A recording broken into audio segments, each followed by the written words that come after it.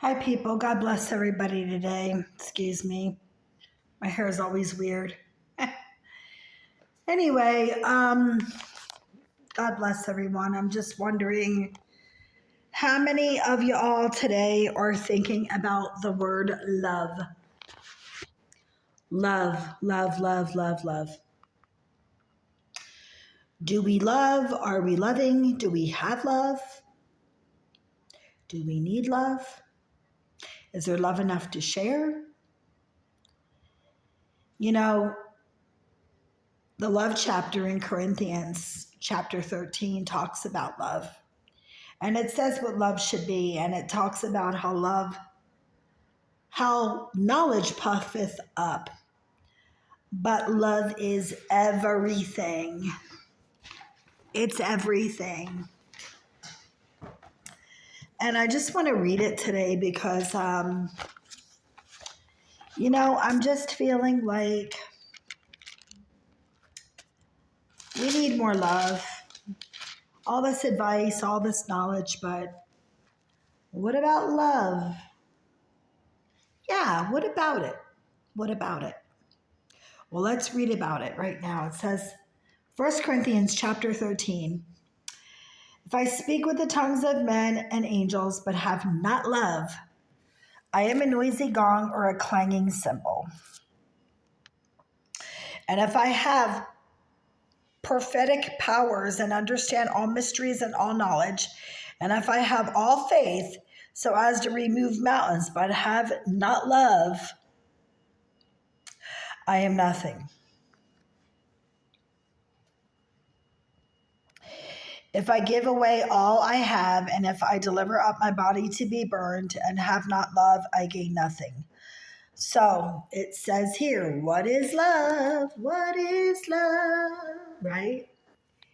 It says that love is patient, love is kind,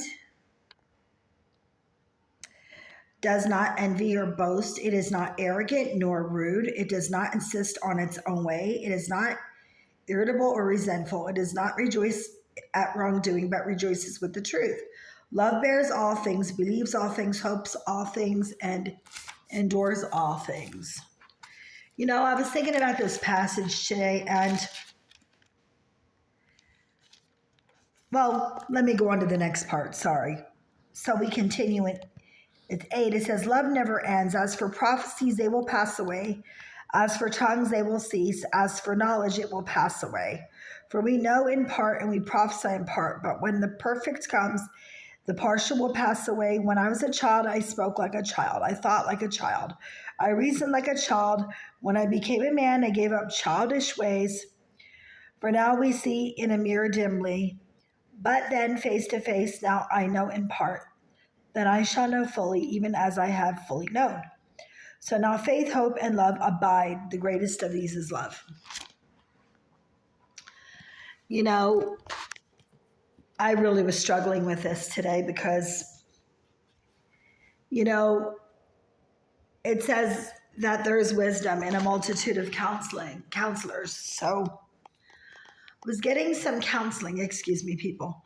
I was getting some counseling from a friend.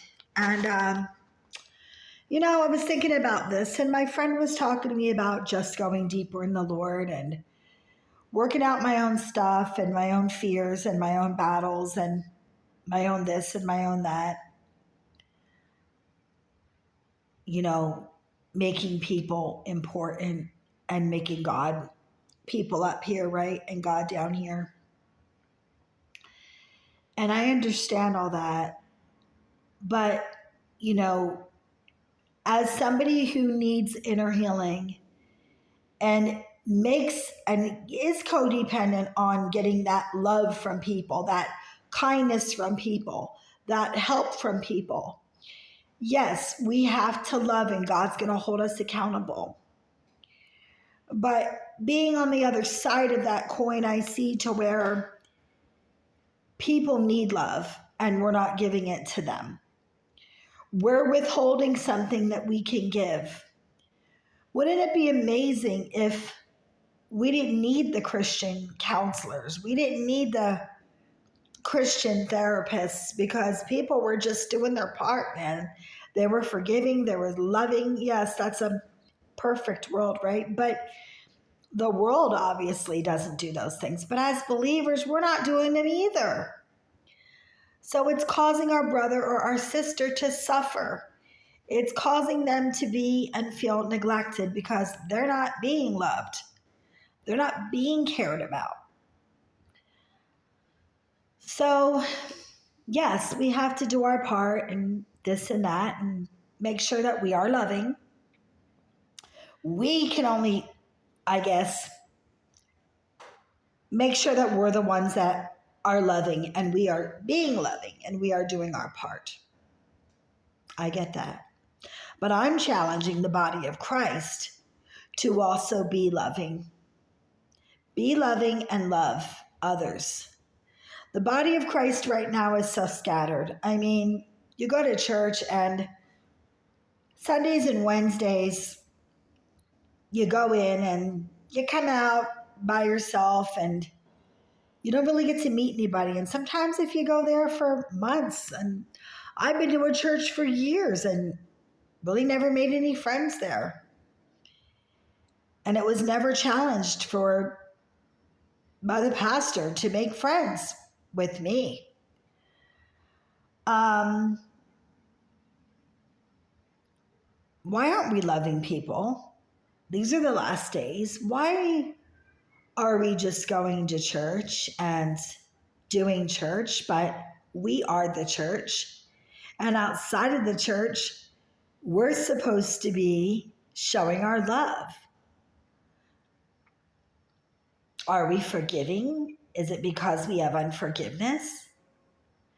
Is it because that person looks like they'd be too needy to love? Oh my gosh, if I start loving them, they might ask something of me. They might need a ride or need money or need food or need resources or need me to come over to their house and really be their friend. Love is an action word. It's not something that we can learn about. It's not something that's taught. It's something that we put into practice. And I have my personal reasons for making this video today. And am I feeling a little a certain way? Maybe. Nothing to do with anybody in my life. It's not lack of anything to do with anybody in my life. It's that I feel that a lot of our problems would be better solved if we just were in community with one another. If we had one another. I mean, really had one another. You know what I'm saying? Not just did church on Sundays. Not just gave people a feel-good message or a little advice. Can I give you a little advice? But if we were really there for each other and we were putting this thing called love into practice. So as we read in the book, yes, it shows us how to love people, patient kindness, long-suffering. But it also looks like maybe spending time with somebody. Maybe inviting somebody to hang out with us. Maybe just being there for somebody. And you see somebody that's alone and they're by themselves and they're a family. And maybe they just need you to invite them into their life and maybe get together once in a while. Doesn't have to be an all the time thing, but what if it's a never thing? What if we're just like giving all this great advice on love, but nobody's really following it? You know what I'm saying? We're missing it, aren't we? Anyway, I guess we can't be responsible for other people's actions. We can only be responsible for ourselves. And I pray that when I make these videos, I'm being motivated and led by the Lord, because God only knows sometimes the pain that we feel propels us to speak a message. And I'm just giving a message today about love and what it might look like. Talking about the Christians. I'm talking to the Christians. I'm not talking to people's kids that aren't saved. I'm not talking to family members that aren't saved.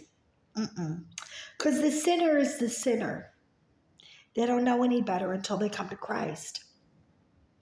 Until God writes his laws on their hearts, they don't know any better. But we have to know better as Christians. Those that are in the faith, that go to church every Sunday, that have the gift of tongues and healing and prophecy. Oh, though I prophesy with many words, though I speak in the oracles of man in tongues, but I have love? Don't have love? I have nothing. Zero, zilcho, nada. You ain't got nada, nothing. So we heard in 1 Corinthians chapter 13 what love should look like. Are we putting it into practice? How can we love somebody today? Really love them.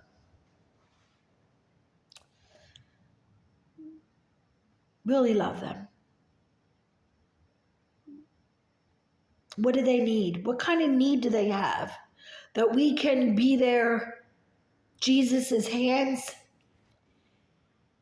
and feet. You don't want to see my feet, my tennis shoes here. Ha ha ha, LOL. Thought that was a little funny there. Be Jesus' hands and his feet. And what can we do in the real for people? And I'm not trying to sound like, oh, I got all this down perfectly. Oh, I'm making the video because I'm an expert on the subject. No, I miss it too. But I think it's when we go through the pain and the loss and the neglect that we see what's needed. So love is an action word, people. Let's put it into practice. Christians, those that say that they have love and they know Christ. Thank you. Thanks for listening. He who has ears to hear what the Spirit of the Lord is saying, let him hear.